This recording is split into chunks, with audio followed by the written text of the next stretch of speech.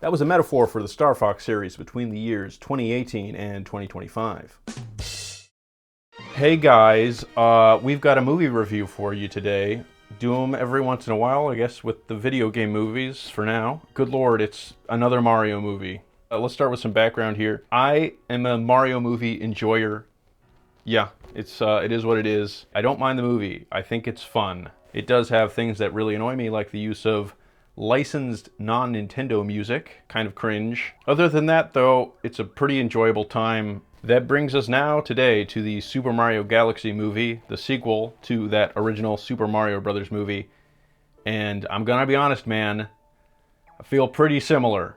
So if you liked the original Mario movie, you're probably gonna like this one. And if you didn't like it, you're probably not gonna like it. That is about as simple as it can get. I've got a brief, spoiler-free section, and then we'll get into the meat of the video, which is gonna be Fox McCloud. So that's coming up soon. Let's start off at the beginning with the opening titles. This is where we get to see minions interacting with Mario items. In this one, they get the hammer from Donkey Kong, and gotta be honest, I still hate these little guys. Not a fan.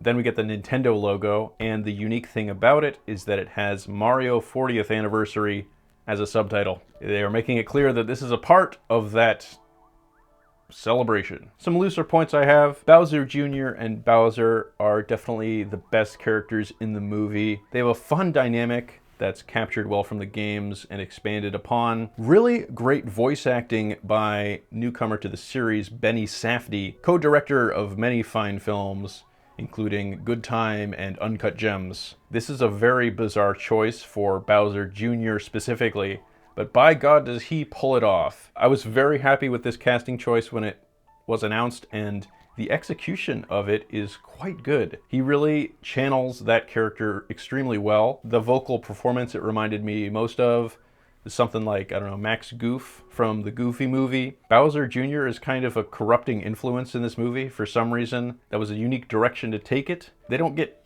as in-depth with the father-son dynamic as they could have. Bowser is pretty clearly a terrible father in many respects. He's abandoned his child. But they don't really dwell on that. There's no real blow up over that dynamic. I also did really like seeing Bowser have a friendly dynamic with the Mario characters. That is something that has been in several Mario games, but they're usually just the RPG games. So seeing it in a more mainstream version of Mario is fun. The best Mario RPGs tend to be the ones where Bowser is a recruitable character. Some of the best scenes in the movie are Mario, Luigi, and Bowser interacting. That's a lot of fun. They could have taken it a bit further. Bowser's switch to his son's side is a little rushed, but I feel like they have left room to expand on that in future movies, which are definitely happening. One of the more disappointing aspects of the movie is that drawing inspiration from Mario Galaxy feels more like an excuse to have characters go to these exotic locales and set pieces rather than drawing too much from that game's vibe specifically. Galaxy is one of the more grand Mario games. It's the first time we really got a sweeping orchestral score in a Mario game, and the scope felt huge. That's not really captured in this movie. You do have many Galaxy elements, but they kind of feel just like the glue that's holding together the story, and not too much else. The Galaxy elements aren't really dwelt on, though we do get quite a few songs from that game included, and many of the locations are still based on Mario Galaxy. It just doesn't feel like that's as much the focus as it might have been. Speaking of the structure of the movie, by God is it fast. I didn't find this as disorienting as I did with the first movie. I guess probably just because I'm used to it. I've seen that first movie, 3 times now? So I feel like I'm pretty used to what they're going for here. I felt very overwhelmed by the first Mario movie on my first viewing. This one, not as much. I felt like I knew what I was getting into going in. The real downside you get with that extremely fast pace is there's not that much emotional catharsis. Specifically with some of the music, it's great hearing these really grand orchestral versions of Mario songs, but they go by so fast that I can't process them emotionally as well as I might like. So it doesn't really hit that many emotional high points just because it's moving so goddamn fast. Yeah, not too much of a disappointment because I wasn't really expecting anything different. Yoshi is cool. He's in the movie a lot, more than I might have expected, but he is given a really big focus. He is kind of the third member of the Mario and Luigi group. I liked parts of the way he was introduced into the movie. I thought it was smartly done, but oh, this was probably my least favorite scene in the movie. We are given a sequence with Yoshi in Brooklyn utilizing the song Hypnotize, and I hated this. This was an awful choice. As it was in the first movie, shoving in licensed music into Mario movies is never a good idea. So seeing that even a couple times in this movie was not great. That brings us to our next point. By far the biggest improvement from the first movie is the elimination of most of non-Mario licensed songs. Rejoice one and all. But let's not get too ahead of ourselves. There are still quite a few in the movie. Fortunately, they're only in the first 30 minutes or so. There's not really any ones with lyrics as much, so it's far more de-emphasized than it was in that first movie. I got to imagine because of feedback, that was one of the biggest points of feedback from even people who liked it, like myself, was we got to get rid of these goddamn licensed tracks. It's so distracting, so unnecessary. Can you really put out the argument that a single person saw the Mario movie because they played Take On Me in the Donkey Kong scene, as opposed to actual Donkey Kong music? Is there a single person in the goddamn world that did that? If you are that person, please let me know. I struggle to imagine that. I'm glad to see it gone, mostly. With that said, the parts it was in are by far the worst parts of the movie. So there's still room for improvement. Maybe by the next Mario movie, we can just stamp them all out for good. That would be excellent. The orchestral score by Brian Tyler is yet again the highlight of the movie. I would say it's not quite as impressive as it was the first time around, and also because these Mario Galaxy tracks are already orchestral, so there's not that much you can do to quote-unquote improve on them. In this movie, it is more a case of incorporating this music into new contexts, not really taking it from a low fidelity form and elevating it by orchestrating it. We do get quite a few instances of Galaxy music. It's probably the game it draws from the most in terms of its score, and that's a good decision because Mario Galaxy has one of the best musical scores of any video game. You know, when you hear a familiar song in orchestral form, you do kind of want to have some sort of emotional connection to it. And like I said, the fast pace did diminish that a bit because it's just moving too fast for your brain to really stew in it. We're moving on to the next thing. Bit of a miss. Maybe someday we can slow down these movies just a little bit. That would be nice. One thing that kind of surprised me is you do get a tiny bit of a romance subplot between Mario and Peach. This is something the first movie really seemed afraid to do. It was very half-hearted about incorporating any of that dynamic into the movie. Galaxy does put it in there a little bit, but you do still kind of feel the unwritten rule of Mario and Peach not really ever being able to be in a proper relationship. I feel like the corporate mandate is pretty present here. I don't think they're going to take it much further than it was taken in this movie, which is pretty light. Luigi, one of the best characters and voice casting decisions with Charlie Day, doesn't get too much to do here. He's kind of just along for the ride. He has a few fun lines and scenes, nothing crazy. I gotta say, I think the comedy is a bit improved here. I did laugh a little bit more than I did at the first movie. There's still some here that are pretty bad. The hit rate is decent enough. It's a fun time at the movies. You know, you can get some chuckles in. We got spoilers, run! Run! Oh yeah, Rosalina's in this movie. I forgot about that. How could you forget about Rosalina? She's more of a plot device than a character in the film. Could have done a little more with that. They would basically use the same rescue the princess format the first movie had, except in place of Princess Peach, you had Luigi in Mario Movie 1. Now with Mario Galaxy, you gotta rescue Princess Rosalina. So that's the new character we gotta rescue. And she does not have that much screen time or lines, so the big reveal of her being Peach's sister, which is kind of alluded to before it happens, does not really make me feel anything. It was whatever. It's like, I'm not offended by this choice, but I am not excited or intrigued by it either. It doesn't really affect the character dynamics that much. I don't think Mario or Luigi or anyone says, "Oh, is that your sister? Nice to meet you."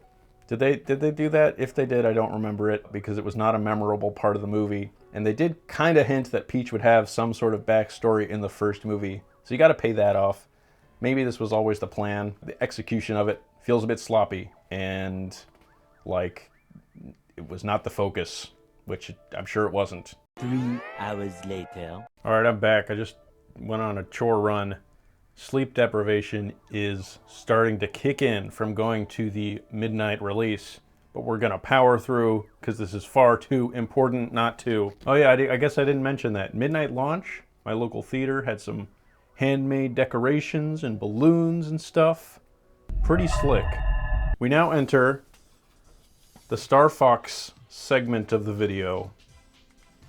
That's right, everybody. Fox McCloud is in the goddamn movie. I have mixed feelings on the way Fox was revealed for the movie. They put out a poster before release, and it was like, oh, Fox is in the movie, and everyone said, what the f***? It was a very bizarre thing to do. With that said, having seen the film, I can kind of see why they did that. This would have leaked immediately because he's in quite a bit of the movie.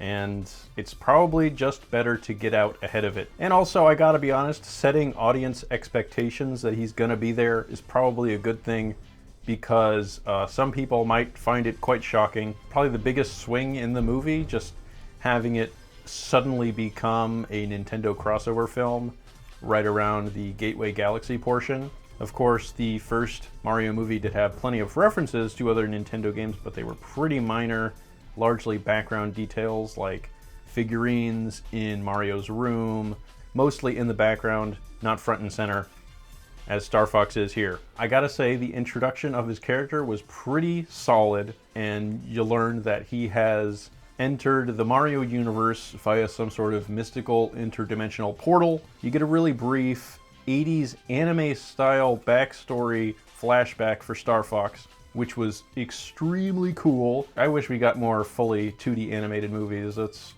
largely a thing of the past. His role in the Mario movie is pretty much just that he's a cool dude. He's a cool pilot guy.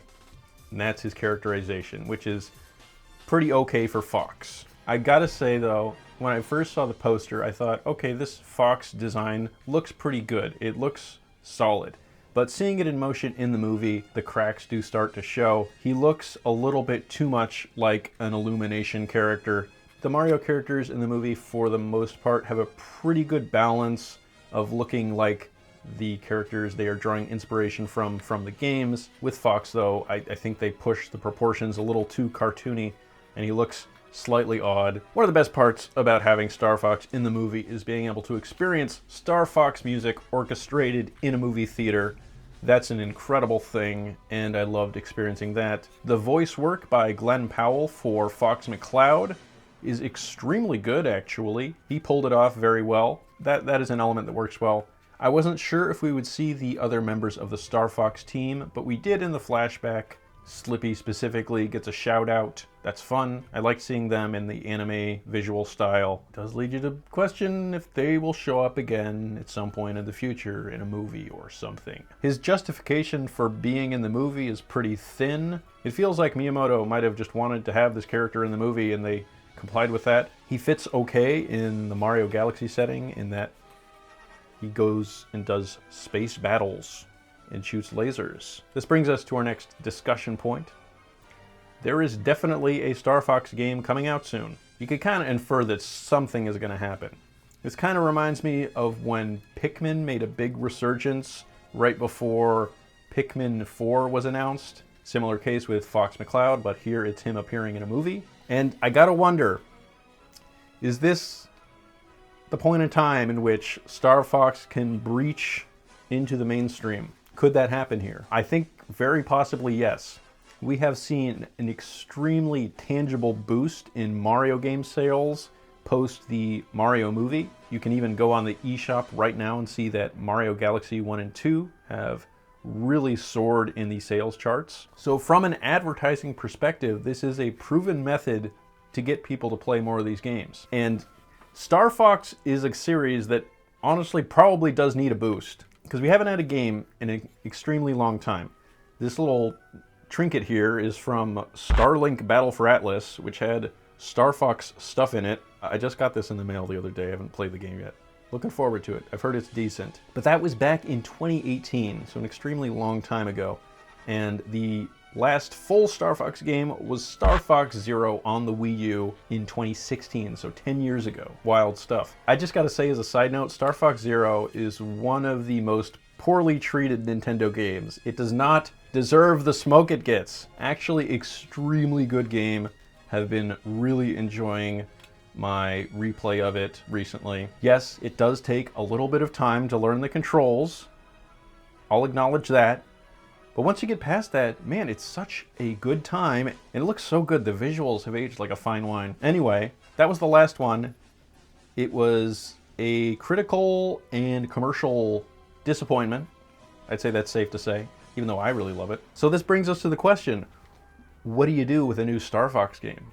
Is it going to be in the classic style? Is it going to be a rail shooter, where you have a pretty brief campaign, but pretty decent amount of replayability and alternate paths to take? Apparently Starlink has more of an open world structure. Are they going to take inspiration from that? Is there going to be online multiplayer? These are questions that must be asked. It's kind of hard for me to imagine just a regular Star Fox game without any real quality of life improvements making that big a splash. I'd love to be surprised though, but I feel like Nintendo has tried the formula so many times now. We've gotten, what, like 4 different versions of that original Star Fox game, with the original and on SNES, Star Fox 64 being a reimagining of that, Star Fox 64 3D being a remake of that reimagining, and then Star Fox Zero being a reimagining of the reimagining. So this has been attempted many times, and it hasn't really reached the heights of the 90s. It'll be fascinating to see if and how they attempt to update the formula to be more appealing to modern audiences. Is this going to be a full $70 Switch 2 exclusive? It could be. That would be kind of wild, but you never know. And if that's the case, is the game's content going to reflect that price? As is often the case, the answer is probably no, but will it even attempt to get close? So I really hope that whatever Star Fox thing we get next is a huge success. It can be kind of hard to imagine just because it's been such a long time since Star Fox was really a big deal. Putting him in a Mario movie in a significant role is certainly not a bad first step to reintroducing him to the masses. It could lay a lot of groundwork for the series' future success, which is kind of what I'm hoping for. I hope that works out for them. And even if I hated the Mario movie experience, if it provided some kind of onboarding ramp for more people to get into Star Fox and make Star Fox a big successful series, then I would be very pleased. But that's not the case. I actually really like the Mario Galaxy movie, so hopefully Nintendo can stick the landing in getting normies reintroduced to Star Fox. That would be excellent. I would really love for it to save the series. I think because Miyamoto is so closely tied to Star Fox, he's going to continue to advocate for it, even if it is not the biggest sales success. It definitely has a strong fighter in its corner with Miyamoto that has not always led to success in the past. We'll have to see what happens in the future though. Also, I gotta say, mouse controls could work pretty well for a Star Fox game. Just gonna put that out there. Okay, we're just gonna power through some other Nintendo things in the movie that I want to discuss. Shout out to Rob the Robot in his first movie appearance, maybe. The big joke for the Rob scene is that he moves really slowly, which I know, having seen videos of Rob, that is indeed the case. He does move slowly, so good one, guys. Another retro character appearance is Mr. Game & Watch. He is painted at one point and has a little fight scene with Bowser. This was the Nintendo thing in the movie that caught me the most by surprise. It's, I think, the biggest Nintendo inclusion that was not revealed prior to the film's release. But I loved seeing him. He made the little Game & Watch noises, and he used his hammer. It was very charming and likable. There's a little mini joke in here for Pikmin, where there's a ship landing, and it opens up and the Pikmin get off, and then you see, oh, it's a tiny ship actually, even though it was framed in the cinematography to look like a big ship. It really does seem in these movies like these random ass retro characters like Rob the Robot and Mr. Game & Watch can have these cameo appearances without it being too much of a deal and them needing to explain how they got here like they do with Fox McCloud. Sort of like with Pikmin, I think Miyamoto has established a rule that Pikmin can show up wherever, whenever, why ever. That's probably a good thing. Pikmin's another series that needs more mainstream notoriety, and giving it any of that is a great thing. In terms of post-credit scenes, we get a little tease with Fox McCloud. He says he's going back to his own dimension, so maybe he will show up in a future Mario movie. I guess technically there could be a Star Fox movie. It's a little hard for me to believe, but it could happen, especially if Star Fox becomes more notable in the future with more games. I'd also really like an anime with him, like an anime done in that 80s anime style would be really cool, and I think would be a pretty decently big deal. And our next post-credit scene was Daisy. Daisy shows up, she beats up Okiki the monkey. We don't really know what kind of story purpose she might serve, but presumably in whatever Mario movie comes next, she will be there. In terms of what we could do for the next movie, I got a few ideas. For one, we have not made use of Wario and Waluigi yet, who are probably the biggest antagonist characters that they could take advantage of for a sequel. We also have Dry Bowser and Bowser Jr. still in prison. They could get broken out, maybe by the Koopalings. Haven't had Koopalings yet. I think they would fit in well in an animated movie. We also gotta wonder, will Star Fox himself be back? I don't know. I guess they left it open for that to be a possibility, technically. And the big question, is there gonna be a Smash Bros. Movie? Now there has been a few comments saying this might not be as likely, I think from Miyamoto or something. I don't necessarily buy that. I think if there is a market demand and a drive to do it, it will happen. These crossover elements do seem to be very popular. They got the biggest reactions from the crowd, which is not really surprising. I think that's what they're for, is to make you say, hey, I know what that thing is. Leonardo DiCaprio meme. A Smash Bros. Movie would, of course, give you a lot of opportunities for that. I think it is probably more likely, though, that for the next Mario movie, they just continue to incorporate these other Nintendo characters in briefer appearances and then have the bulk of the experience be devoted to Mario, which I think is the main driving force to getting people into the theater. But I would not rule out some significant Smash Brothers content in the next film. That could very easily happen. I don't know really what you do if you adapt another Mario game, because the scope doesn't really get that much bigger than Mario Galaxy. You can't really do something like Sunshine or even Odyssey without it feeling like a little bit of a more ho-hum kind of adventure.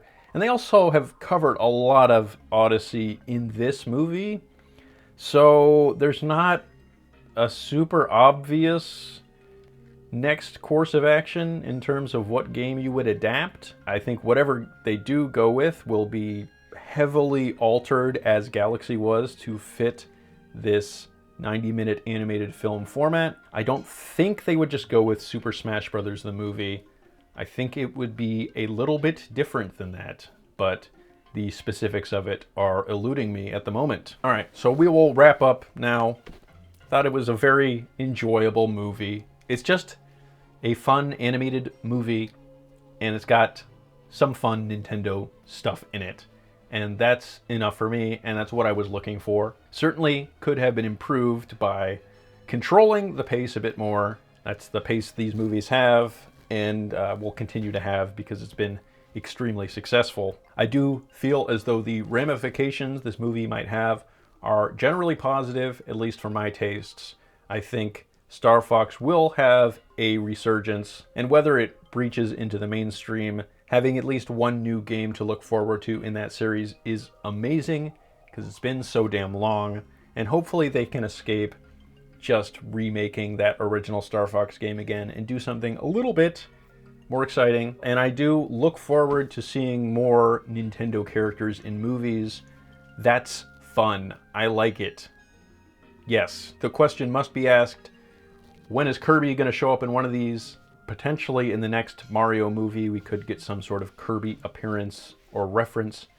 I could definitely see that happening, whether it be a Smash Bros. Movie or a Mario movie with Smash Bros. Elements, which I think is fairly likely. I'm in a good mood over this film. It hit all the marks I wanted it to, and this Nintendo crossover stuff is something I find very appealing, even if you could argue that it's nostalgia bait or obvious or pandering.